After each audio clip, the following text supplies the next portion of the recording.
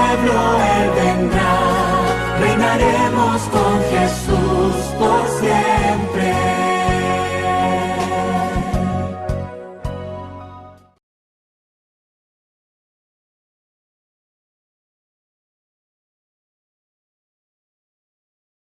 Muchas gracias a los hermanos del distrito de Lares, la iglesia de Lares y Tres Ángeles. Para mí ha sido un privilegio haber estado con ustedes durante esta semana estudiando sobre todo los temas que hemos estado estudiando. Son temas que a mi entender son no solamente fascinantes, sino también son relevantes para el tiempo en que estamos viviendo ahora mismo. Nos quedan ya 2 temas y tengo que mencionar que son 2 temas sumamente importantes para nosotros, y no solamente para nosotros, sino para el mundo que nos rodea, para todo el mundo cristiano, porque vamos a aprender varias cosas que el mundo cristiano en general no conoce, y que Dios nos ha dado luz a través de su palabra y a través de la profecía para que no solamente conozcamos, sino también compartir a otros hermanos. Mencionamos ayer, y vamos a tocarlo un poquito en la noche de hoy, que el mensaje especial al que Dios nos ha dado se encuentra en el libro de Apocalipsis, capítulo 14, se conoce como el mensaje de los 3 ángeles. Ayer, el miércoles, perdón, hablamos un poco acerca del mensaje que traía el mensaje del tercer ángel, pero hoy vamos a hablar acerca de ese primer ángel, un mensaje sumamente importante para el mundo que estamos viviendo y es relacionado al juicio de Dios. Uno cada vez que escucha la palabra juicio, no sé si a ustedes les pasa, a mí generalmente me ocurrió por mucho tiempo, y es que tenía un concepto negativo o del juicio, o algo que me daba un poquito de temor, un poquito de miedo y de ansiedad, pensar que yo voy a ser juzgado por Dios. Pero hoy vamos a hablar acerca de si nosotros como cristianos debemos tenerle miedo al juicio de Dios o si es una buena noticia. De hecho, debo decirles desde ahora que el juicio de Dios es lo mejor que nos puede pasar. Hay varios conceptos erróneos con relación al juicio y vamos a hablar acerca de eso durante esta noche. Número 1, hay personas que entienden que Dios no va a juzgar a nadie, que Dios es amor, y como Dios es amor, Él no va a llevar a juicio a nadie. Por lo tanto, no debemos tener ningún miedo acerca de eso. Nunca va a ocurrir un juicio. Otro punto que muchas personas entienden es que el tema del juicio no es un tema que se debe estar hablando en este momento. Nosotros no debemos estar predicando acerca del juicio, sino del amor de Dios. Y creo que hablé un poco acerca de eso el miércoles, de que sí, el amor de Dios es importante, pero el mensaje que Dios nos está dando a través del libro de Apocalipsis, ese llamado de advertencia, lejos de ser un mensaje de odio, es un mensaje precisamente de amor, porque nos ama y quiere ver que cada uno de nosotros pueda llegar a la salvación. Así que sabemos que es un mensaje de amor, pero muchas personas dicen que no debemos estar predicando acerca de eso. Vamos a hablar un poquito acerca de eso. Así que vamos a pedir la bendición de Dios para que nos dirija en el estudio de esta noche. Les invito a que cierren sus ojos e inclinen su rostro para entonces pedirle a Dios la bendición. Querido Padre que está en los cielos, damos muchas gracias por tu amor y misericordia. Gracias, Padre, por la oportunidad que nos has dado de poder estudiar tu palabra, sobre todo las profecías de los tiempos finales que se encuentran tanto en el libro de Daniel como en el libro de Apocalipsis. Padre, reconocemos, entendemos que en nosotros no hay ni la sabiduría para explicarla ni para entenderla. No hay la capacidad, Señor, para poder entender todas estas cosas. Pero te solicitamos humildemente, Padre, que tú perdones nuestros pecados y que tu Santo Espíritu entre en nuestra mente, Señor, que toques mis labios y que todo lo que aquí se vaya a decir y hacer sea para tu gloria y tu honra, dirigido por tu Santo Espíritu y edificación de cada uno de nosotros. Danos el entendimiento, Señor, para poder ver estas grandes verdades y sobre todas las cosas, poderlas ver a la luz de tu voluntad, a la luz de tu palabra, y que podamos tener esperanza. Bendice al pastor, bendice a cada hermano, cada hermana que se ha estado conectando a través del Zoom y a través del Facebook. Te pedimos, Señor, por los enfermos. El hermano Héctor ha estado solicitando oración por su hermana. Señor, te solicitamos y te pedimos humildemente, Padre, que tu voluntad sea hecha en ella. Y por cada persona que está enferma, Padre, te pedimos que tú pongas tu mano de sanidad sobre ellos y que tu voluntad sea hecho en ellos, Padre, y que ellos puedan sobre todas las cosas tener paz, esperanza y confianza, fe en que lo que tú haces en nuestra vida siempre es para nuestro beneficio. Una vez más te pedimos tu dirección en el estudio de esta noche, en el nombre de Cristo Jesús. Amén. Amén. Bien, familia. El tema de esta noche, como habíamos mencionado, se titula El Tribunal de Cristo y vamos a hablar acerca del juicio de Dios. Comenzamos rapidito y podemos ver en el libro de Hechos, capítulo 17, versículo 31, de antemano ya podemos contestar una de las preguntas que hicimos. ¿Va a haber o no va a haber un juicio? Hechos, capítulo 17, versículo 31 nos dice claramente la palabra de Dios de que sí va a haber un juicio. Dice, por cuanto ha establecido un día en el cual juzgará al mundo con justicia. Fíjense que esto es interesante porque Dios ya de antemano había establecido que iba a haber un momento en el cual Él comenzaría un juicio. ¿Ven? Así que ya sabemos de antemano que sí va a haber un juicio. De hecho, en el libro de Daniel nos dice más específicamente, estuve mirando hasta que fueron puestos tronos y se sentó un anciano de días. Este anciano de días que se sentó en este trono, sabemos que es el Padre, y vamos a hablar un poquito más acerca de eso. Y no solamente dice que el Padre se sentó, ¿qué es lo que va a ocurrir? ¿Por qué dice que se puso ese trono y que él se sentó? ¿Qué evento va a ocurrir? Bueno, la palabra de Dios dice que millares de millares le servían y millones de millones asistían delante de él. Y escucha esto, el juez se sentó y los libros fueron abiertos. Así que aquí estamos hablando cuando un juez se sienta y se abren unos libros, es porque va a comenzar o se va a llevar a cabo un juicio. Así que no tenemos duda, ya podemos eliminar la pregunta de si va a haber o no va a haber un juicio. Sí sabemos que va a haber un juicio. Nos quedan dos preguntas importantes que debemos contestar. Número uno, ¿es importante llevar el mensaje del juicio? ¿Necesitamos estar predicando acerca del juicio o no necesitamos predicar acerca del juicio? Y la segunda pregunta, que es la que vamos a contestar primero, es ¿cuándo se va a llevar a cabo ese juicio? ¿En qué momento se va a llevar a cabo ese juicio? Pues yo no sé si tú piensas igual que yo, pero si yo voy a ser juzgado, me gustaría saber cuándo se va a llevar a cabo ese juicio. Amén. Porque es importante que nosotros estemos al tanto acerca de eso. Así que para poder comprender el asunto del juicio de Dios, debemos ver, porque por una razón Dios utilizó este elemento de juicio o los juicios para poder hablar acerca de esta fase del plan de salvación. Así que para eso vamos a poder ver, vamos a ver si las partes que componen un juicio se encuentran en la Biblia. La primera parte que todo juicio debe tener es un acusado. Sin acusado no puede haber juicio. Cuando se lleva a cabo un juicio es porque se está acusando a alguien. Número dos, debe haber un delito. Si la persona no ha cometido un delito, pues entonces no va a juicio. Una persona que va llevada a juicio es porque cometió un delito. Número tres, debe haber una evidencia. El juicio se va a llevar a cabo basado en las evidencias que hay. Si no hay evidencia, tampoco hay juicio. No se puede juzgar a nadie sin evidencia. Cuatro, debe haber un acusador. Si nadie levanta una acusación sobre una persona, tampoco hay juicio. Así que debe haber un acusador. En este caso, en un juicio, generalmente el acusador es representado por el fiscal, la persona que levanta los cargos o presenta los cargos sobre una persona que es acusada. Número 5, un abogado. Ya entonces está la otra parte, que es la que defiende a aquel que es acusado. Todos estos elementos deben estar en juicio. Número 6, debe haber un juez. Sin juez no hay juicio. Número 7, debe haber un día de juicio. Siempre cuando va a haber un juicio se establece un día cuando se comienza el juicio, así que y es un día específico. Y 8, número 8, debe haber un veredicto. Al final del juicio se va a llevar a cabo un veredicto y se va a determinar si la persona es culpable o inocente. Vamos a ver si la palabra de Dios nos presenta estos 8 elementos para ver si podemos entender o comprender lo que es el juicio. El primero que vamos a tocar es el acusado. Yo creo que si yo preguntara hoy quién es el acusado en el juicio de Dios, todos nosotros sabríamos cuál es la respuesta. Y es casi obvia, pero vamos a ir a la palabra de Dios. ¿Qué nos dice la palabra de Dios? ¿Quién es el acusado? En el libro de Segunda de Corintios, capítulo 5, versículo 10, dice precisamente quién es ese acusado.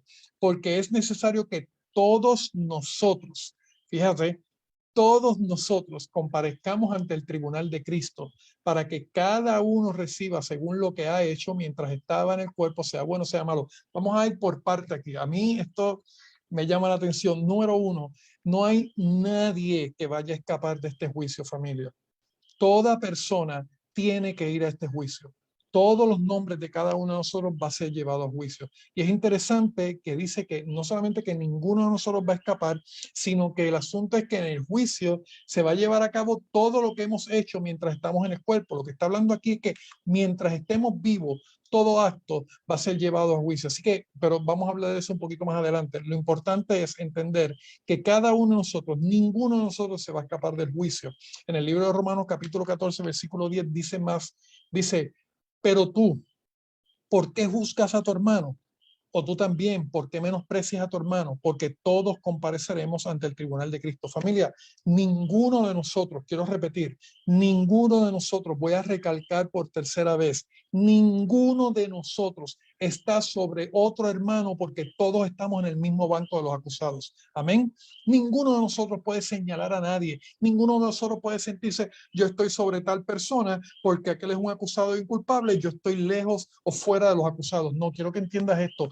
Todos nosotros somos acusados. Nadie puede señalar a nadie. Todos estamos en el mismo barco. Alabado sea el nombre de Dios. Así que ya sabemos, familia, que no solamente todos vamos a ser juzgados, sino que ninguno está en una posición superior que otro, sino que todos estamos en el mismo barco, en el mismo asiento, no en el asiento de los juzgados, del jurado, no estamos en el asiento del abogado, no estamos en el asiento del juez, estamos en el asiento de los acusados. Amén. Así que ninguno de nosotros puede estar señalando a otra persona.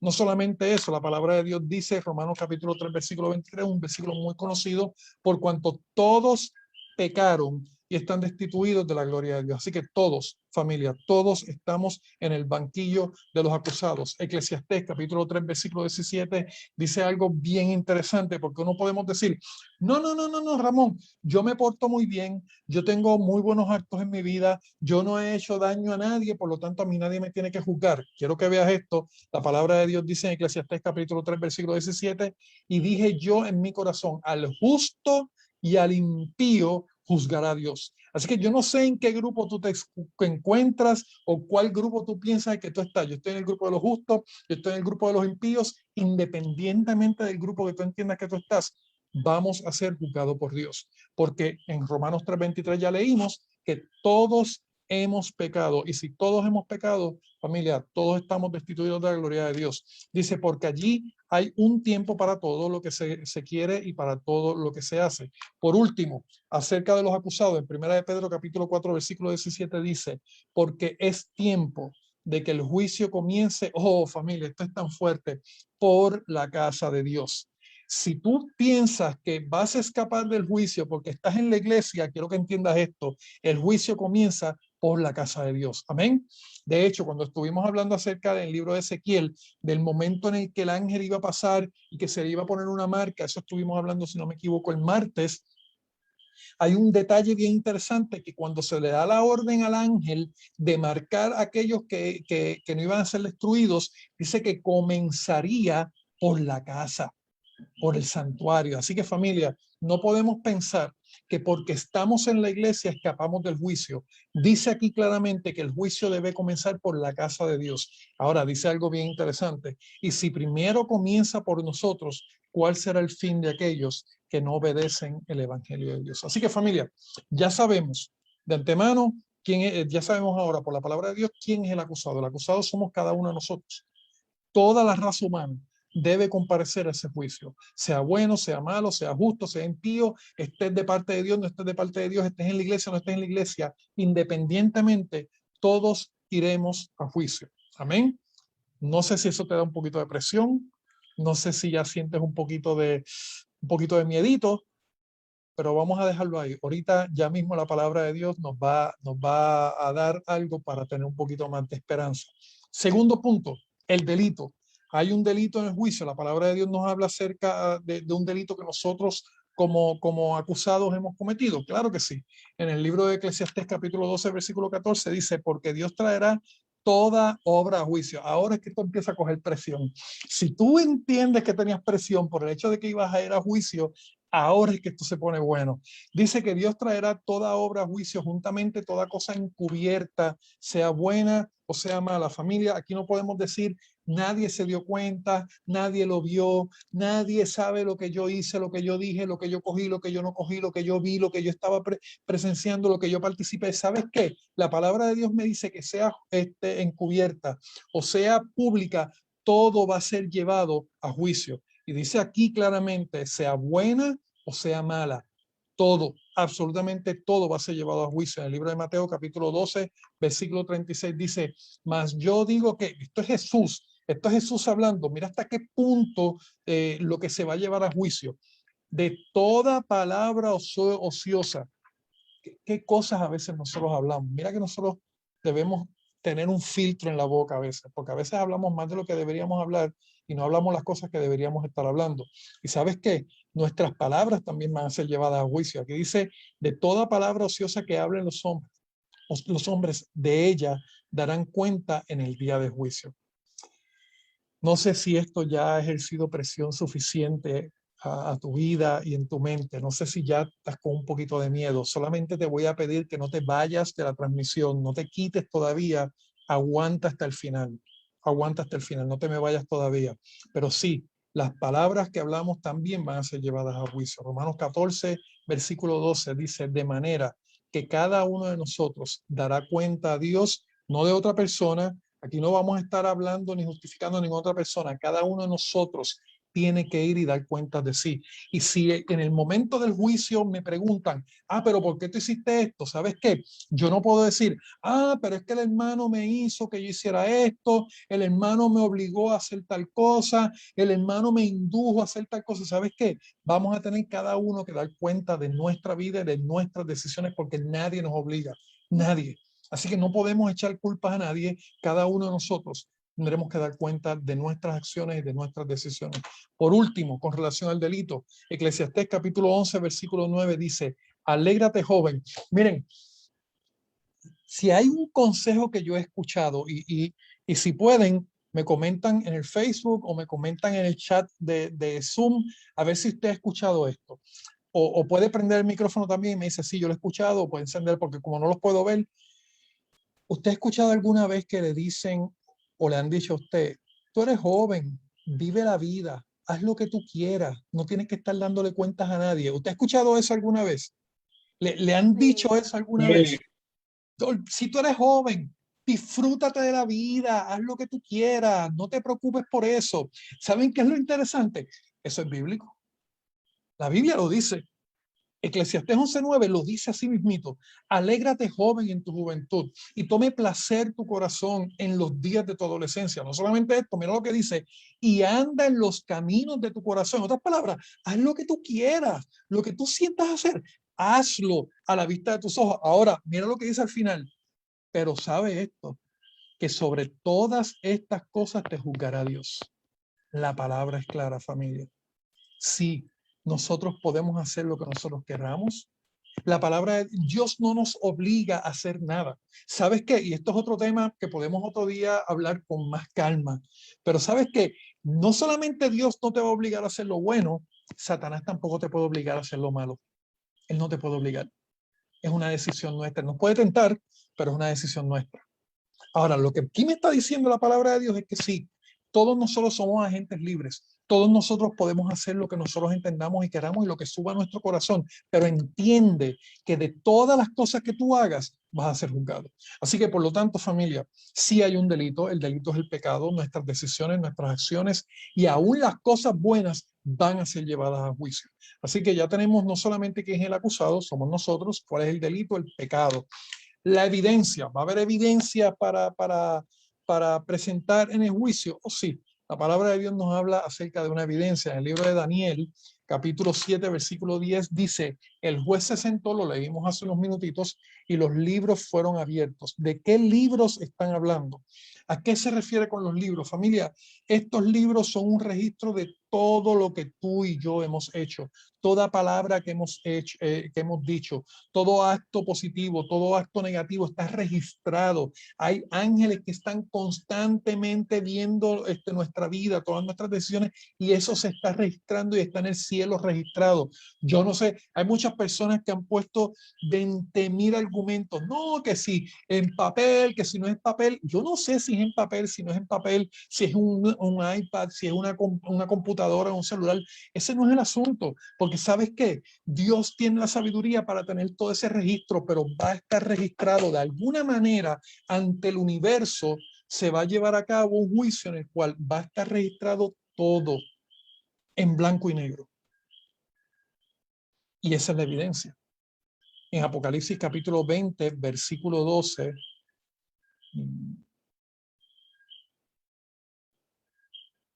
claro que sí, me dejaron un mensaje, si no me acuerdo, la persona que me escribió, pues me lo recuerda al final. Ok, familia, seguimos aquí. En Apocalipsis capítulo 20, versículo 12, miren lo que dice. Y vi a los muertos grandes y pequeños de pie ante Dios. ¿Cómo es posible entonces que vamos a estar ante Dios? Pues ¿sabes de qué manera vamos a estar ante Dios? No vamos a estar en manera presencial ante Él, sino que vamos a estar por medio de los registros que están allí. Mira lo que dice, los libros fueron abiertos y otro libro fue abierto, el cual es el libro de la vida. Alguien por Facebook, el hermano Héctor me lo escribió en Facebook, el libro de la vida, es correcto. El libro de la vida y fueron juzgados. Vamos a ser juzgados por lo que está ahí escrito. Ahí está la evidencia. Y dice, por las cosas que estaban escritas en los libros según sus obras. Así que familia, según lo que nosotros hayamos hecho, que está registrado ahí, esa es la evidencia que se va a presentar en el juicio. Número 4, ya tenemos el acusado, el delito y la evidencia. Ahora vamos entonces a la parte externa. Ya estas tres cosas tienen que ver con nosotros. Nosotros somos los acusados, el delito lo cometimos nosotros y la evidencia es lo que fueron nuestros actos. Ahora vamos a ver a los personajes externos en el juicio, las personas que no somos nosotros. En la palabra de Dios, cuando estamos hablando acerca del acusador, yo creo que está claro en nuestro corazón quién es el acusador. En el libro de Apocalipsis capítulo 12, versículos 9 y 10 señala quién es ese acusador.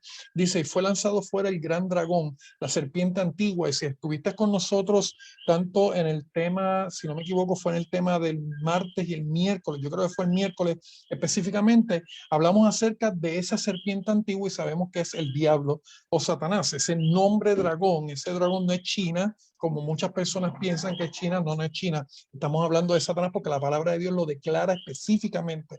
La serpiente antigua se llama diablo y Satanás y sigue diciendo, el cual engaña al mundo entero y ha sido lanzado fuera. Escucha cómo lo determina. El acusador de nuestros hermanos, el que acusaba delante de nosotros, de nuestro Dios día y noche. Saben que uno de mis versículos favoritos lo compartí con los hermanos de Tres Ángeles hace unos sábados atrás, una de las últimas veces que estuve con ustedes. Juan 3:16 es uno de mis versículos favoritos. Yo creo que es el versículo favorito de casi todo el mundo, porque de tal manera amó Dios al mundo que ha dado a su Hijo unigénito para que todo aquel que en él cree no se pierda, sino que tenga vida eterna. Ahora, mi casi versículo favorito, es uno de mis versículos favoritos, está ahí luchando con Juan 3:16 y Juan 3:17. Porque no envió Dios a su Hijo al mundo para condenar al mundo, sino para que el mundo sea salvo por medio de él. Alabado sea el nombre de Dios. Familia, Jesús no vino a condenar. Jesús no vino a señalar. Jesús no vino a condenar a nadie. Y la palabra de Dios me dice que el acusador de los hermanos, ¿saben quién es? Satanás. Por lo tanto, familia, tenemos que tener mucho cuidado también de lo que sale por nuestros labios. El espíritu de acusación, de señalar para hacer daño, el espíritu de estar señalando y sacando los errores de una persona con el deseo de hacer daño. Familia, eso no viene de Dios, eso viene del diablo. Él es el acusador de los hermanos. Ese acto de acusar y de señalar, eso viene de parte del enemigo.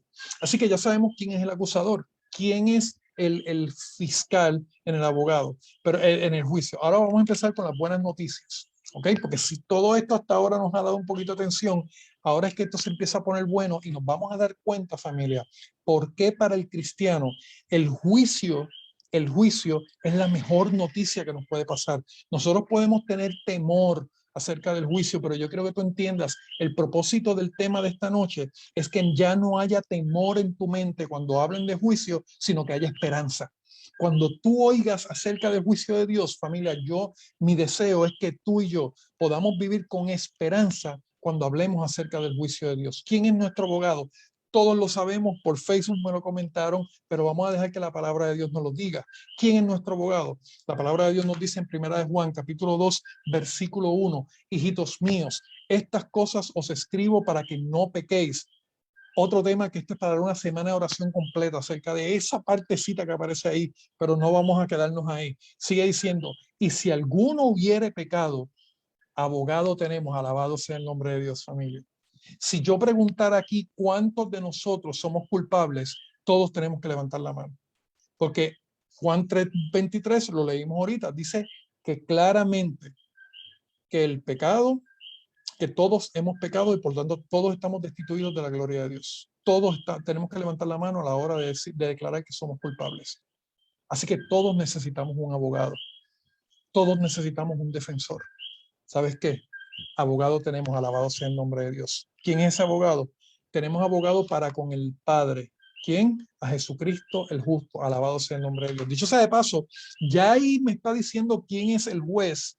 Dice, para con el Padre. Nuestro abogado para con el Padre es Jesucristo. Él es el que nos va a defender ante el Padre, pero las cosas se ponen bien interesantes ya mismo. Vamos ya mismo a hablar acerca de eso. Dijimos ahorita en Daniel que se sentó el anciano, sabemos que es el Padre, y por lo tanto es el que se sienta en el momento de hacer el juicio. Ahora, Hebreos capítulo 7, versículo 25 dice, por lo cual puede también salvar perpetuamente. Esa palabra perpetuamente es para siempre. El veredicto que ese abogado, amén, amén, hasta los coquíes están cantando aquí y dicen amén, eso es cierto.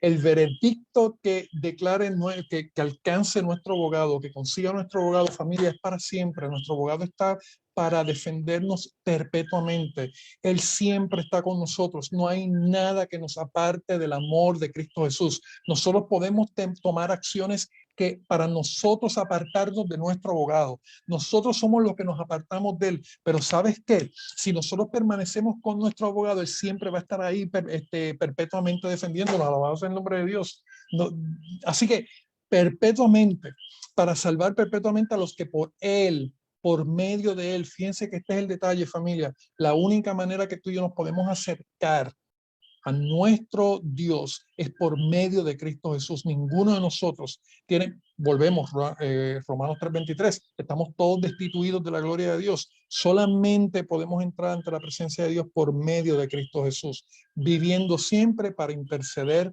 por ellos. Alabado sea el nombre de Dios. ¿Cuántos desean a ese abogado que intercede por usted eternamente? Alabado sea el nombre de Dios. Mira lo que dice en Primera de Timoteo, capítulo 2, versículo 5. Porque hay un solo Dios y un solo mediador entre Dios y los hombres, y ese es Jesucristo hombre. Así que me encanta, este es otro punto.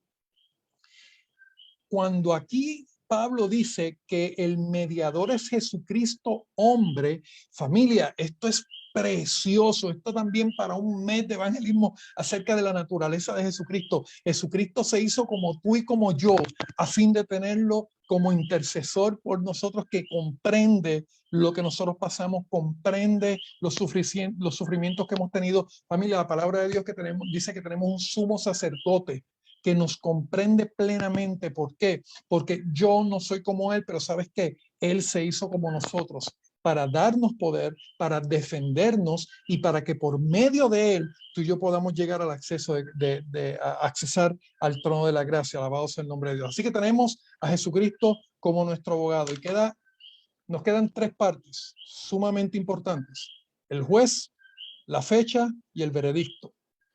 ¿Quién es el juez? La palabra de Dios dice, y aquí es que la cosa se pone interesante, porque miren, ya lo hemos dicho varias veces, Romanos 3:23, todos hemos pecado. Y Romanos 6:23, que no lo hemos tocado tampoco, pero Romanos 6:23 dice que la paga del pecado es la muerte. ¿Ok? Y este es el detalle.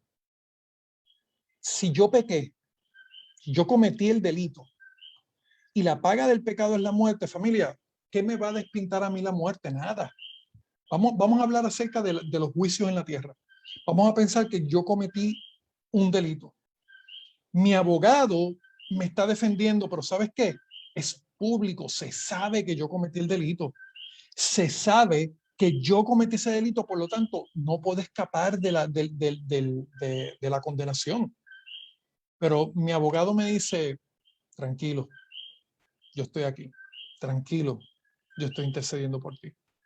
Pero ¿sabes qué? ¿Cómo se pone esto bien interesante? Mira lo que dice la palabra de Dios en el libro de Juan, capítulo 5, versículo 22 y versículo 27. Aquí es que esto se pone interesante, familia. Porque el Padre a nadie juzga, sino que todo el juicio lo dio al Hijo. Y también le dio autoridad de hacer juicio por cuanto es el Hijo del Hombre. Alabado sea el nombre de Dios. El juez es el Padre, pero quien va a tomar la determinación final, ¿saben quién es? El Hijo. Alabado sea. Familia, piensa por un momento, el que te está defendiendo, el que dio su vida por ti, el que derramó su sangre por ti, es el que va a determinar al final si vas a recibir la muerte eterna o la vida eterna. Yo doy gloria a Dios por eso. Esa es la mejor noticia que nos pueden dar. ¿Por qué a esto se le llama evangelio? Porque evangelio significa buenas nuevas. ¿Por qué estos son buenas nuevas? Familia, porque no tenemos que tener miedo al juicio si estamos en Cristo Jesús. Si estamos con Él, no debemos tener ningún miedo, porque el que nos defiende, el que dio su vida por ti y por mí, es el que va a determinar al final si vamos a tener vida eterna. O díganme si eso no es buenas noticias. No solamente eso. Hechos capítulo 17, versículo 31 dice claramente: por cuanto ha establecido un día en el cual juzgará al mundo con justicia por aquel, fíjate que es por medio de él, por aquel varón que designó, dando fe a todos con haberle levantado a los muertos. La resurrección de Jesucristo, familia, eso nos debe dar esperanza de que si ese Salvador nuestro murió y resucitó y está en el cielo intercediendo, bueno, ya me estoy adelantando un poquito aquí, pero él es el que intercede por nosotros, familia. Eso nos debe dar a nosotros fe y confianza acerca del veredicto en ese juicio, porque el juicio va a ser a través de Cristo Jesús. Romanos 2:16 dice claramente: en el día en el que Dios juzgará por medio de Jesucristo los secretos de los hombres. Alabado sea el nombre de Dios. Las buenas noticias siguen bajando. Primera de Juan, capítulo 1, versículo 9. Si confesamos nuestros pecados, miren esto, y está hablando acerca de Jesucristo, Él es fiel y justo para perdonar nuestros pecados y limpiarnos de toda maldad. Gloria a Dios. Otra más, Juan capítulo 5, versículo 24, de cierto te digo, y aquí es que nos damos cuenta, familia, de la esperanza que podemos tener si nos mantenemos en Cristo Jesús. De cierto os digo, el que oye mi palabra, este es Jesús hablando, el que oye mi palabra y crea el que me envió, tiene vida eterna y no vendrá a condenación. ¿Cuál es la condenación? El veredicto, lo que se determina por causa de nuestro pecado. Ya tú y yo no vamos a ir a condenación, sino que ya por creer en Cristo Jesús, por estar en Él, por creer en Dios, hemos pasado de muerte a vida. Gloria a Dios. Y está hablando ahí de tiempo presente, no un tiempo futuro. Si hoy yo acepto a Cristo como mi Salvador, si hoy yo lo tengo como mi abogado defensor, ya yo he pasado de muerte a vida y yo doy gloria a Dios por eso. Eso no significa que ya estoy ahí y que nada ni nadie me va a sacar. El asunto es que esto no es que una vez salvo, siempre salvo. Esto no es lo que yo estoy hablando. Es mientras permanezcamos en Cristo Jesús, mientras estamos en Él, podemos tener esa esperanza. Ya en mito vamos a ver un versículo que nos enseña que no es un asunto de una vez salvo, siempre salvo, es mientras estemos con Él. Por último, con relación al juez, Hebreos 4, capítulo 16, entonces nos dice: acerquémonos pues confiadamente. Podemos tener confianza, podemos tener la esperanza cuando vamos a llegar al trono de la gracia. ¿Por qué? Porque si no, por medio de nosotros no podemos acercarnos a Dios. Pero la palabra de Dios me dice que puedo acercarme confiadamente al trono de la gracia, pero es por Cristo Jesús, porque Él es digno y nos ha abierto el espacio para que tú y yo podamos entrar al lugar santísimo, al trono de la gracia. ¿Para qué? Para alcanzar misericordia, perdón, y ahí hay gracia para el oportuno socorro. Alabado sea el nombre de Dios. Así que, familia, ya tenemos todos los elementos externos, ya tenemos la parte nuestra, los otros personajes del juicio. Ahora nos faltan los otros elementos: la fecha del juicio y el veredicto. Vamos a coger la fecha primero y voy a hacer una pausa, o el día de juicio. Voy a hacer una pausa aquí. Quiero mencionar algo. Vamos a entrar ahora en una de las profecías más espectaculares de toda la palabra de Dios. Hay muchas profecías en la Biblia, pero esta profecía específicamente es preciosa. Es una profecía espectacular. ¿Por qué? Por varias razones. Número uno, porque es una de las profecías de mayor tiempo que cubre en la palabra de Dios. La profecía cubre una cantidad de tiempo espectacular, grandísima, y por lo tanto la profecía de mayor tiempo en toda la palabra de Dios. Otro elemento que la hace una de mis profecías favoritas y que es sumamente espectacular esta profecía es la exactitud de los eventos que presenta. A diferencia de otras profecías que generalmente una profecía marca quizás un evento que va a ocurrir en un momento futuro, esta profecía no tiene uno, ni dos, ni tres. Tiene varios eventos que son confirmados en la historia para que nosotros podamos tener confianza en el punto final de esa profecía o el evento final de esa profecía, que es precisamente la fecha en que comienza el juicio. Así que vamos a tocar esta profecía. Quiero decirles algo, familia. Miren, cada vez que uno estudia esto, y les voy a hablar por mi caso y por mi experiencia personal, cada vez que uno estudia lo que vamos a estudiar ahora, generalmente uno empieza a ver fechas y empieza a ver cosas y detalles de la profecía que uno se desconecta. Uno dice, no, esto es demasiado profundo, esto es demasiado, y uno se abruma tanto que uno dice, ya, me bloqueé y deja de escuchar. Lo que le quiero pedir por este momento es lo siguiente, familia, miren, no se abrume por las fechas. No se abrume por los detalles de la profecía, no se abrume por todas esas cosas pensando, wow, pero es que yo no voy a saber todo esto. No, ¿sabe qué? No se me abrume por eso. La palabra de Dios dice que cuando nosotros necesitamos sabiduría, podemos pedirle a Dios y Dios nos las va a dar en abundancia. Lo único que yo quiero es que veamos los elementos específicos de esta profecía y el principio que está detrás de ella. Amén. El resto, el Espíritu Santo lo hará y en su momento podremos aprender todos estos detalles. Pero no piense que tengo que aprenderme todos estos detalles. No, no, no. Sería bueno y es lo mejor. Debemos aprendernos esta profecía. Y vamos a decir por qué debemos aprender otra profecía, eventualmente lo voy a decir, pero lo importante es que podamos aprender el principio que está detrás de ella. Y ese principio nos va a llevar a crear un deseo de seguir aprendiendo más de ella y vamos a seguir buscando más hasta el punto que podamos no solamente comprender la profecía, sino también explicarla.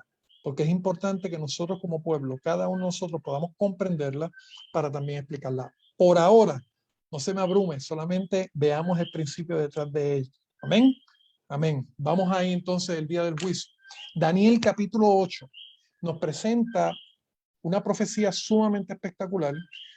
En el versículo 14 dice específicamente, y le dijo, hasta 2300 tardes y mañanas, luego el santuario será purificado. Vamos a tocar aquí unos elementos. Número uno, está hablando aquí de 2300 días. Cuando dice tardes y mañana, está hablando acerca de días específicos. En la palabra de Dios, en el libro de Génesis, nos damos cuenta que el orden bíblico o el orden original de los días era la tarde y la mañana. Eso lo vamos a ver en el libro de Génesis y tú te vas a dar cuenta que cada vez que hablaba acerca del día era la tarde y la mañana. De puesta de sol a puesta de sol se contaban los días y por lo tanto siempre lo declara de esta forma, tardes y mañana. Y lo que está hablando aquí es de un día. Ahora, dijimos el sábado, uno de los primeros temas, que la profecía tiene muchos elementos simbólicos. Dicho sea de paso, mañana vamos a entregar varios documentos. Uno de los documentos que vamos a hablar fue lo que yo les prometí, de que era una tabla de símbolos proféticos y su significado, y no solamente su significado, sino que también vamos a presentar los versículos para apoyar esos significados, pero eso lo vamos a entregar mañana. Pero uno de esos símbolos es un día. Proféticamente hablando, cuando se habla acerca de un día, se habla de un año.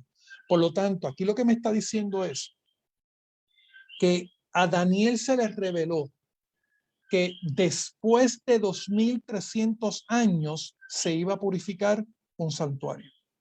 Ok. Primera pregunta que nos debemos hacer. ¿De qué santuario está hablando? ¿Es un santuario terrenal? ¿Es un santuario en otro sitio? ¿Qué significa la purificación del santuario? ¿Qué tiene que ver esto con el juicio?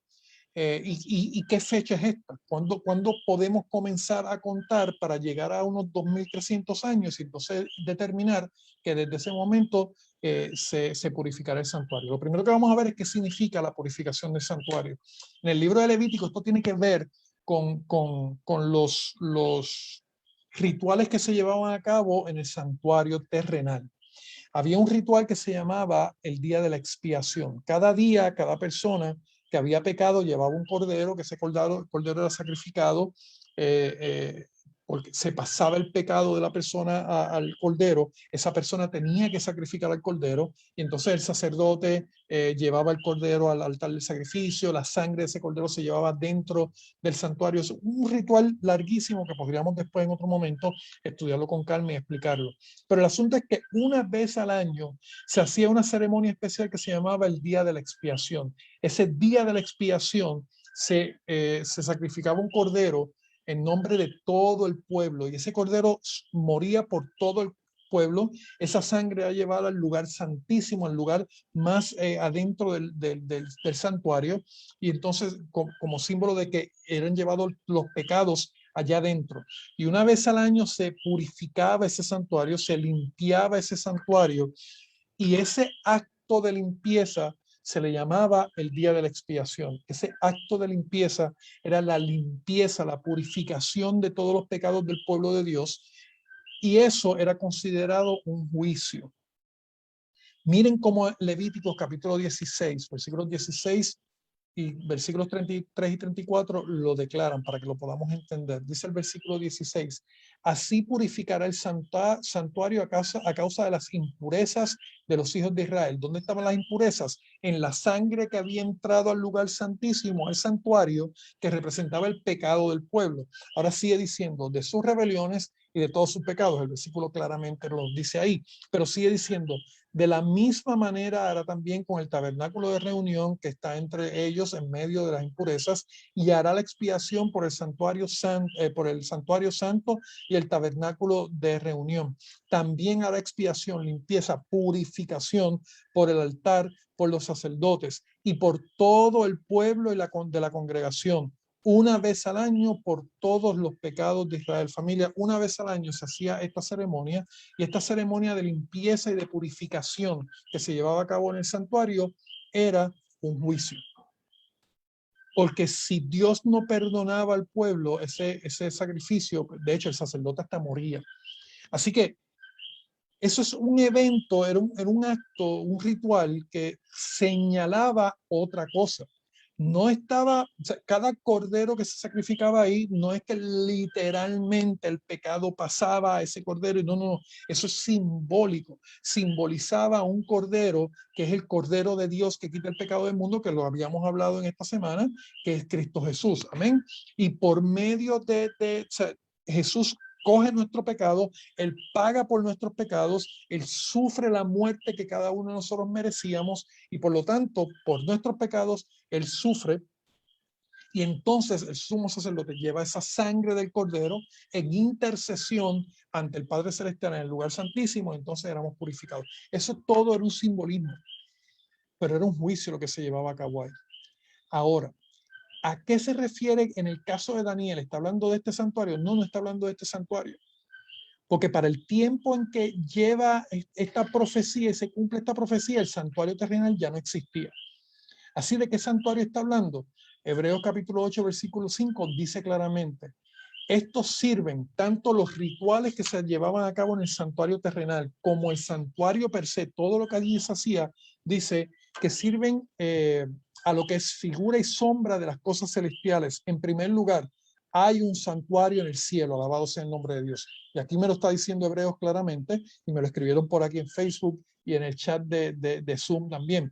Hay un santuario celestial, y no solamente eso, los rituales que se llevaban a cabo ahí es una figura o una sombra, un ejemplo, un simbolismo de lo que Jesús está llevando a cabo, o de lo que se está llevando a cabo, o lo que se va a llevar a cabo, todavía no hemos establecido la fecha, o de lo que se va a llevar a cabo en el cielo. De la misma forma que se expiaba, se limpiaba los pecados del pueblo en la tierra, se van a limpiar los pecados tuyos y míos, que están en el cielo y que fueron llevados por medio de nuestro Cordero Cristo Jesús. Sigue diciendo, como se le advirtió a Moisés cuando iba a erigir el tabernáculo, diciéndole, mira, haz todas las cosas conforme al modelo que se te ha mostrado en el monte. Por lo tanto, Moisés pudo visualizar el santuario celestial, lo que se llevaba a cabo allí, y mediante ese ejemplo que se le mostró a él pudo entonces hacer el santuario terrenal y los rituales que se hacían aquí en el santuario terrenal.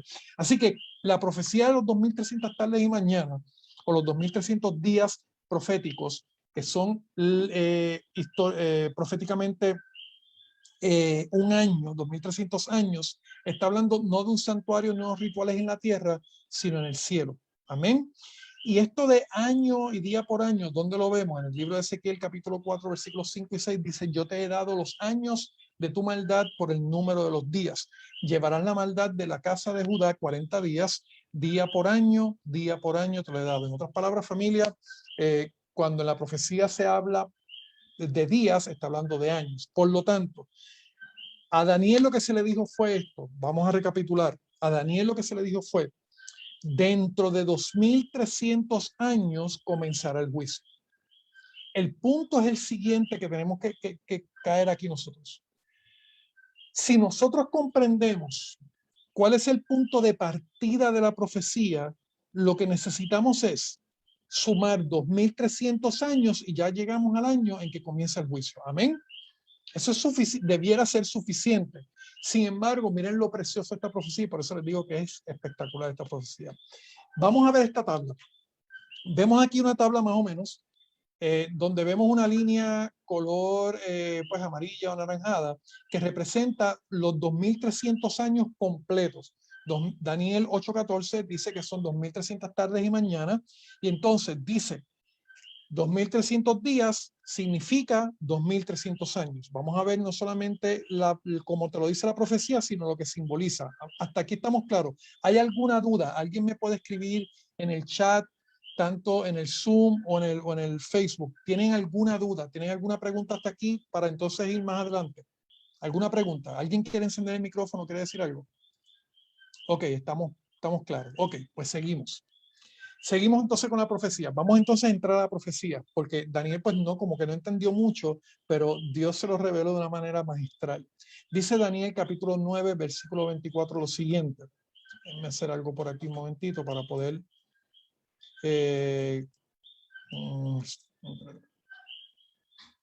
ok, dice... Daniel 9:24 dice, 70 semanas están determinadas. Esa palabra determinado significa, es la palabra hebrea hatak, que significa cortada. ¿Qué significa esto, familia? Que de esos 2300 años se iban a quitar lo que equivale a 70 semanas. Vamos a ir ya mismito a ver qué son esas 70 semanas. 70 semanas iban a ser cortadas de esos 2300 tardes y mañanas, 2300 años. ¿Sobre qué? Dice que en esas 70 semanas algo va a ocurrir que tiene que ver con el pueblo de Israel, o con los judíos, con tu pueblo, con tu santo, sobre la santa ciudad, sobre Jerusalén específicamente, y para ungir al santo de los santos. Ahora, vamos a ver a qué se refiere esto con que va a ser cortado. Si vemos la tabla completa, aparecen los 2300 días, y lo que ahí está diciendo en Daniel 9:24 es que iban a cortar 70 semanas.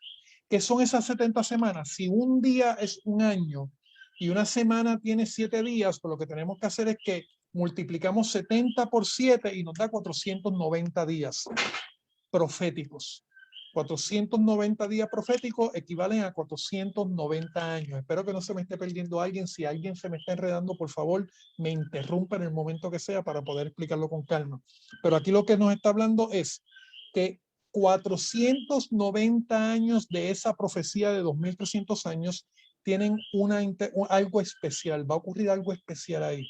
Así que sacamos estas 70 semanas o estos 490 años y nos quedan 1810 años de historia, que eso no se van a tocar en la profecía. En la profecía solamente se van a tocar estos 490 años. Ahora vamos a ver cómo nos despliega esos 490 años poco a poco por aquí. Vemos que dice en Daniel capítulo 9:25, sabe pues y entiende que desde la salida de la orden para restaurar y edificar Jerusalén hasta el Mesías príncipe habrá 7 semanas y 62 semanas, y se volverá a edificar la plaza y los muros en tiempos angustiosos. Vamos con calma aquí. Por parte, vamos a ver qué dice la profecía. Número 1, lo que me está diciendo es el punto de partida. Gloria a Dios. Ya tenemos la fecha en que parte la profecía. ¿Dónde comienza la profecía? ¿Dónde comienza la profecía? La profecía comienza en el momento en que se da la orden para restaurar a Jerusalén. ¿Por qué restaurar a Jerusalén? Porque Jerusalén había sido destruida por la invasión. Cuando hubo una invasión allí, en el momento en que fueron sacados de Jerusalén, y Babilonia entró, destruyó Jerusalén, aquello estaba destruido. Pero ¿qué ocurre? Aquí está hablando que desde que se hace la orden para restaurar los muros de Jerusalén hasta el Mesías príncipe habrá, escucha esto, 7 semanas y 62 semanas. Curioso, porque primero me estaba hablando de 70 semanas, pero ahora me dice 7 y 62. Y si sumamos un poquito, nos damos cuenta que 7 y 62 no dan 70, sino dan 69. Ya que estamos incompletos, pero vamos a ver por qué. Segundo, no solamente nos dice el principio, sino que nos da otro punto, que después de esas 62 semanas estaría el Mesías príncipe. Esto es precioso, familia. Miren este detalle. ¿Quién es nuestro Mesías príncipe? Cristo Jesús. ¿Saben lo que, no sé si ustedes saben lo que significa Mesías? Mesías lo que significa es ungido. ¿Ok? Ahora miren esto. Esto es precioso. Lo que necesitamos ver es que la profecía me está diciendo que desde el año que se da la orden para restaurar Jerusalén hasta el ungimiento de Jesucristo. ¿Y cuándo fue que Jesucristo fue ungido? Jesucristo fue ungido el día de su bautismo. Tenemos desde la orden para restaurar Jerusalén hasta el bautismo de Cristo Jesús, iban a haber 7 semanas y 62 semanas. En otras palabras, 69 semanas. Miren esto en la tablita para que lo podamos ver más claramente. Vamos a verlo en la tablita. Teníamos ahí las 70 semanas, pero nos sacaron de esas 70 semanas 69. No están completas las 70. La última semana vamos a ver por qué la sacaron aparte.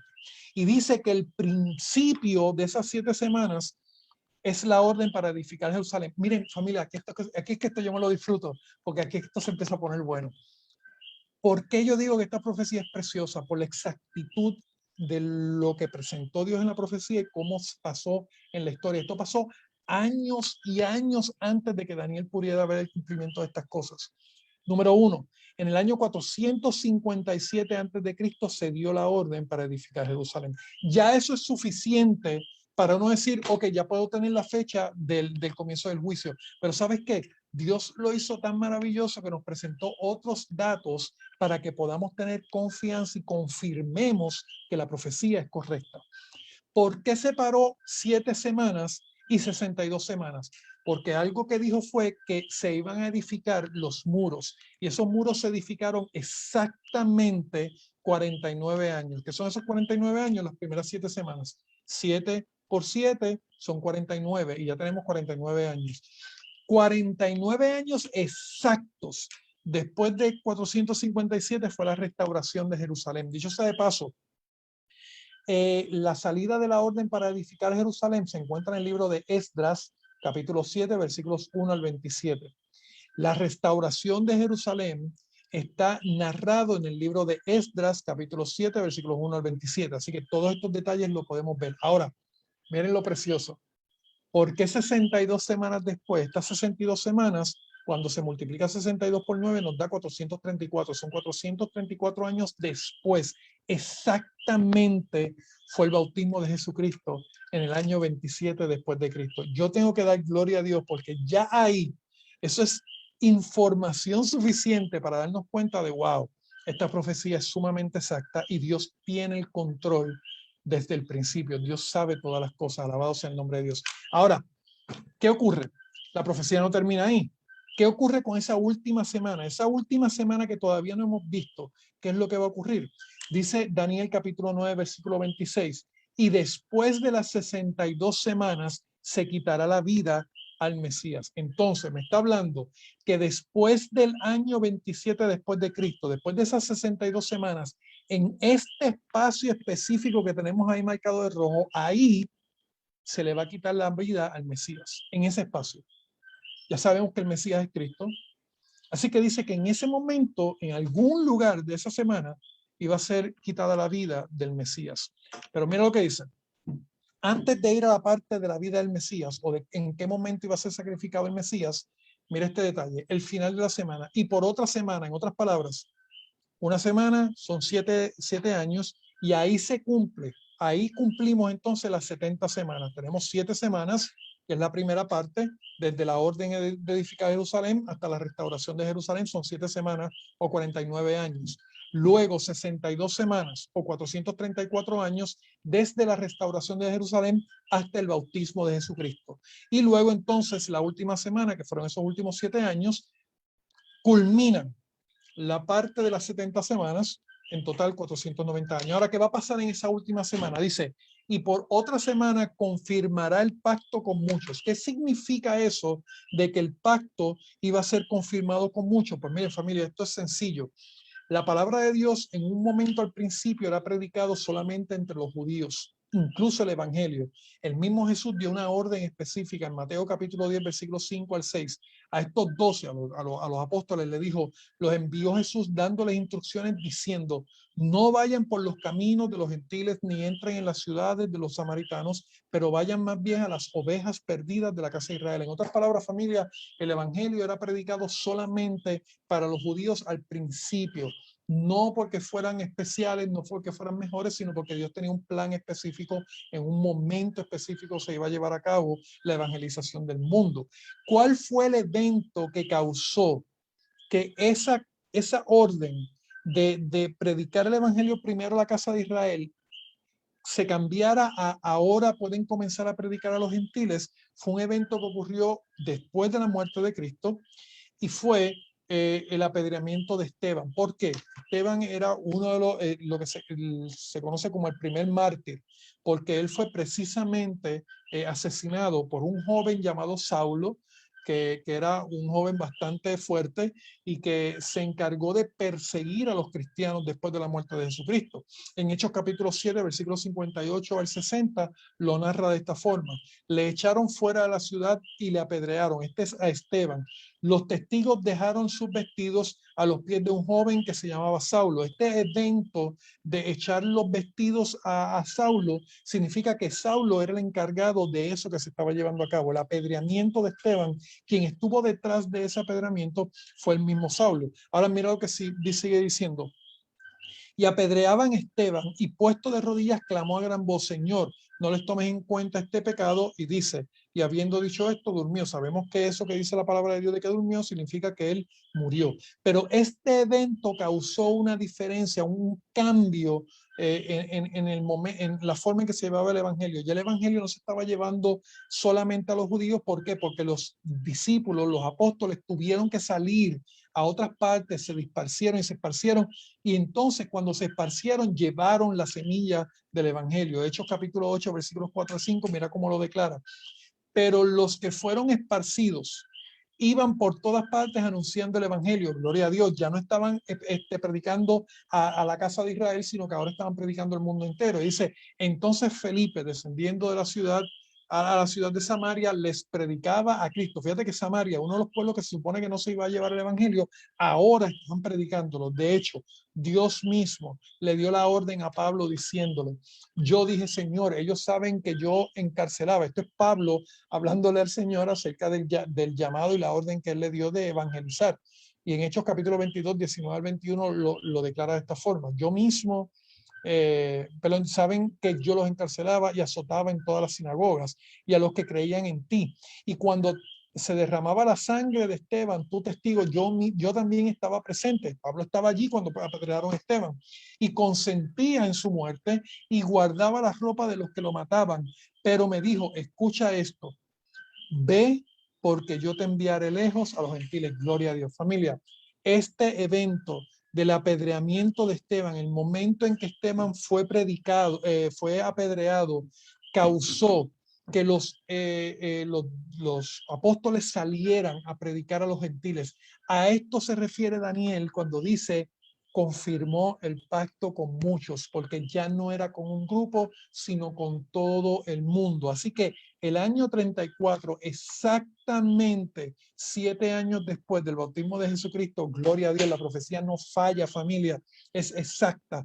7 años después fue la muerte de Esteban, está registrado en Hechos capítulo 7. Allí se marca el comienzo de la predicación del evangelio a los gentiles y ahí culmina la profecía o la parte de las 70 semanas, pero falta todavía algo de la profecía. Dice, a la mitad de la semana hará cesar el sacrificio y la ofrenda. ¿A qué se refiere con que hará cesar el sacrificio y la ofrenda, familia? Como mencionamos ahorita, el cordero que se sacrificaba representaba ¿a quién? A Cristo Jesús. Una vez Cristo muere, una vez Cristo entrega su vida y muere por nosotros en la cruz, ya no hacía falta los sacrificios, ya no hacían falta las ofrendas, ya esos animales no tenían que morir porque aquel que es, según lo que dice Juan, capítulo 1, versículo 29, el Cordero de Dios que quita el pecado del mundo, ya había muerto por ti y por mí y por lo tanto ya no había que derramar sangre de ningún animal. Así que cuando dice que a la mitad de la semana hará cesar el sacrificio y la ofrenda, lo significa que en esa semana, específicamente a la mitad, si vemos esa semana de una manera más amplia y damos un zoom a esa semana, vemos que a un lado tenemos el bautismo de Jesucristo en el año 27 y al otro lado tenemos el año el día en que fue Esteban apedreado en el año 34. La mitad de 7 es ¿cuánto? 3 años y medio. Familia, todos los que saben la historia de Jesús saben que cuando él se bautizó, comienza su ministerio y su ministerio duró precisamente 3 años y medio, porque a los 3 años y medio, a la mitad de esa semana, en el año 31 después de Cristo, Jesucristo fue sacrificado por nuestros pecados. Familia, esta profecía es espectacular, porque Dios no nos dejó un evento, nos dejó ahí. Solamente en esta parte tenemos 4 eventos que históricamente nos confirman la profecía de los 2300 tardes y mañanas. Estas cosas deben confirmarnos que el último punto, el último eslabón de toda esa cadena es el comienzo del juicio. Si los otros eventos, si los otros 5 eventos ocurrieron exactamente como la profecía lo declaró, en el tiempo exacto que la profecía dijo, entonces podemos tener la confianza de que al final de esos 2300 años comenzó el juicio. 1810, que son los años que nos sobran, le sumamos 34, que es el año en que murió Esteban, entonces nos lleva al 1844. ¿Qué significa esto, familia?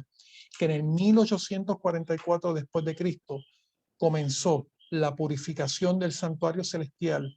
En otras palabras, comenzó el juicio en el cielo. Muchas personas entienden que el juicio es un evento futuro, que es un evento que va a ocurrir cuando Cristo venga. Pero la palabra de Dios nos declara de una manera espectacular, sin lugar a dudas, familia, que el juicio ya comenzó. Ya estamos en el juicio de Dios.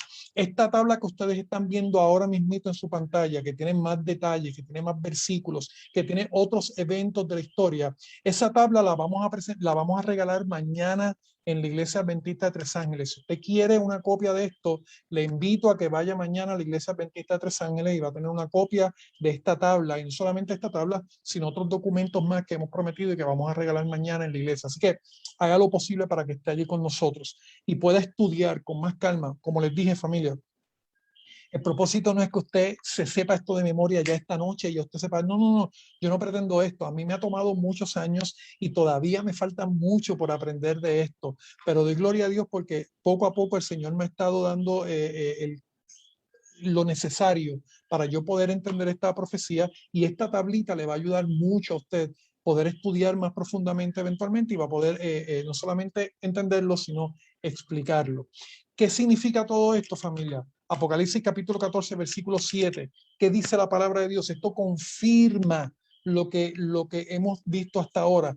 Este mensaje que dice el primer ángel, que ya hablamos de que esta semana hablamos de que ese ángel somos nosotros como iglesia, que este mensaje es antes de la segunda venida de Jesucristo, dice: vi volar por en medio del cielo otro ángel que tenía el evangelio eterno para predicarlo a los moradores de la tierra. Familia, este evangelio lo predica la iglesia, no los ángeles, por lo tanto nos toca a nosotros. Segundo, es para todo el mundo. El mundo necesita conocer lo que va a decir esto ahora.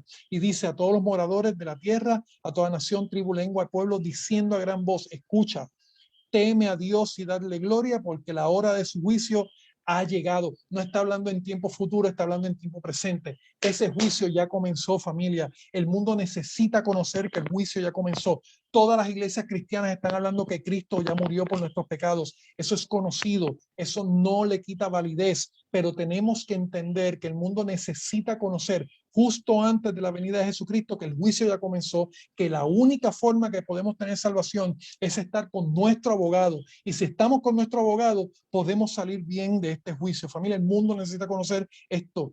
Como iglesia hemos sido llamados a llevar este mensaje.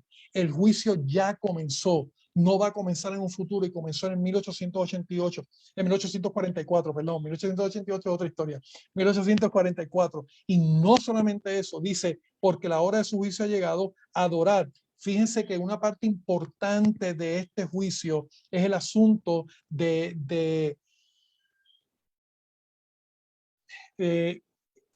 a quién se va a adorar, cómo se va a adorar y cuándo se va a adorar. Dice: adorar a aquel que hizo el cielo, la tierra, el mar y la fuente de las aguas. ¿Y dónde vimos eso? Lo vimos en el libro de Éxodo, en el cuarto mandamiento: 6 días trabajarás y harás toda tu obra, pero el séptimo día es de reposo para Jehová tu Dios. No hagas en él obra alguna, tú, ni tu hijo, ni tu hija, ni tu siervo, ni tu criada, ni tu bestia, ni tu extranjero que está dentro de tus puertas, porque en 6 días hizo Jehová los cielos y la tierra, el mar y todas las cosas que en ellos hay. Lo mismo que aparece en el mensaje del primer ángel: y reposó en el séptimo día.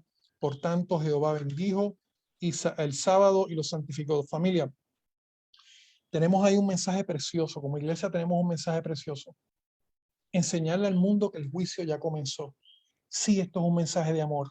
La pregunta de: ¿debemos estar predicando juicio en este tiempo? Sí. Sí, porque Apocalipsis me lo está diciendo. Apocalipsis 14, antes de la venida de Jesucristo, como iglesia debemos advertir al mundo. Esto es un mensaje de amor. Dios quiere salvarlos y el mundo necesita conocer, familia, que sí, ese juicio ha llegado. El mensaje distintivo de nosotros como iglesia, el mensaje que ninguna otra iglesia tiene, es precisamente esto. Dios nos lo dio no para un privilegio, no para hacer lo que hicieron los judíos de que se quedaron con ese mensaje. No, Dios nos lo dio para advertir al mundo que nuestro abogado está dispuesto a defenderlo, porque el juicio ya comenzó. Es tiempo de vivir conforme al abogado. Nos queda un último punto en esta noche: el veredicto. ¿Cómo podemos estar de parte de un veredicto positivo para nosotros? El veredicto es lo que va a decir si somos culpables o inocentes, si hay condenación o no hay condenación. Porque el detalle es esto: somos culpables, pero vamos a ser condenados. Para eso necesitamos estar o recibir un veredicto positivo para nosotros. ¿Cómo podemos recibir un veredicto positivo? Romanos capítulo 8, versículo 1 dice: ahora pues, ninguna condenación, y que dice ahí ninguna condenación hay para los que están en Cristo Jesús, los que no andan conforme a la carne, sino conforme al Espíritu. Alabado sea el nombre de Dios. Si yo pregunto hoy, ¿cuántos están en Cristo Jesús? Yo creo que todos levantaríamos la mano. Pero ¿qué significa estar en Cristo Jesús? La palabra de Dios nos lo dice. Estar en Cristo Jesús es no andar conforme a la carne, sino conforme al Espíritu. Si yo quiero un veredicto a mi favor, yo necesito estar andando conforme al Espíritu y no conforme a la carne. El veredicto se va a llevar a cabo. El juicio ya comenzó. Es tiempo de que empecemos a caminar conforme al Espíritu y dejemos de caminar conforme a la carne para que tengamos un veredicto positivo. Gálatas 5 nos dice qué significa eso de andar conforme a la carne y conforme al Espíritu, y estamos terminando, familia. Ya nos falta un poquitito, ya estamos terminando. Gálatas capítulo 5, versículos 19 al 21 dice: la parte de la carne, recuerden, para tener un veredicto positivo, tenemos que estar en Cristo Jesús. Para estar en Cristo Jesús, no podemos andar conforme a la carne, tenemos que andar conforme al Espíritu. ¿Qué significan esas dos cosas? Conforme a la carne. Manifiestas son las obras de la carne, que son adulterio, fornicación, inmundicia, lujuria, idolatría, hechicería, enemistades, pleitos, celos, iras, contiendas, divisiones, herejías, envidias, homicidios, borracheras, orgías y cosas semejantes a estas. En cuanto a esto, os advierto, como ya os he dicho antes, que los que practican tales cosas no heredarán el reino de Dios. Y eso está claro ahí, familia. Si nosotros practicamos eso en nuestra vida, no es que lo hayamos hecho, no es que caigamos en un momento, porque la palabra de Dios dice, lo leímos ahorita, que no pequemos, pero si pecamos, tenemos un abogado, debemos ponernos en pie, pedir perdón, fiel y justo para perdonarlo, también lo leímos, y ese abogado nos va a perdonar, pero nos va a limpiar de toda impureza. Alabado sea el nombre de Dios, nos va a limpiar de toda maldad, y eso que practicamos, eso que habíamos hecho, lo va a quitar de nosotros para que comencemos a caminar conforme al Espíritu y no conforme a la carne. Alabado sea el nombre de Dios. Dios no nos deja sucios, nos limpia.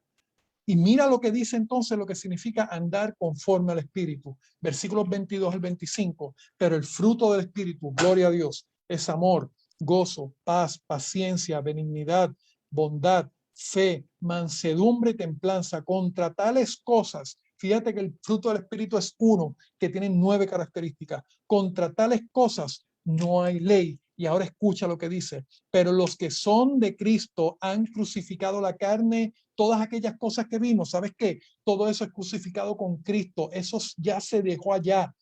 Los que son de Cristo Jesús han crucificado la carne con sus pasiones y sus deseos. Ahora mira qué precioso esto. Si vivimos por el Espíritu, andemos también por el Espíritu. Familia, el juicio ya comenzó. Es tiempo de que comencemos a caminar en el Espíritu. Es tiempo que empecemos a vivir en consagración para que al final de todo, cuando se dé el veredicto sea a nuestro beneficio. Porque ¿sabes qué? Una vez Jesús haya hecho el veredicto, ese veredicto no se echa para atrás. Tú y yo sabemos cuándo comenzó el juicio. Lo acabamos de decir, 1844. Pero cuándo termina ese juicio, tú y yo no lo sabemos. Y el tiempo es irrelevante. Yo le he dicho en otras ocasiones en la iglesia de Tres Ángeles, el tiempo es irrelevante. Yo no sé cuándo yo voy a morir. Yo no sé cuándo el juicio va a terminar. Por lo tanto, el tiempo de estar preparado es hoy. Es hoy el tiempo de buscar a nuestro abogado para que nos defienda, para que transforme nuestra vida es hoy. Porque cuando nuestro abogado termine, cuando el juicio se acabe, el juicio se acaba y no hay marcha atrás. En el libro de Apocalipsis, capítulo 22, versículos 11 y 12, quiero que te grabes esto, dice, esto es lo que Jesús dice en el momento que termina el juicio. El que es injusto sea injusto todavía, el que es inmundo sea inmundo todavía, el que es justo practique la justicia todavía, el que es santo santifíquese todavía. Escucha, he aquí yo vengo pronto y mi galardón conmigo para recompensar a cada uno según sea su obra. Alabado sea el nombre de Dios. Familia, el día en que Jesucristo dé el veredicto, ese veredicto no se echa para atrás.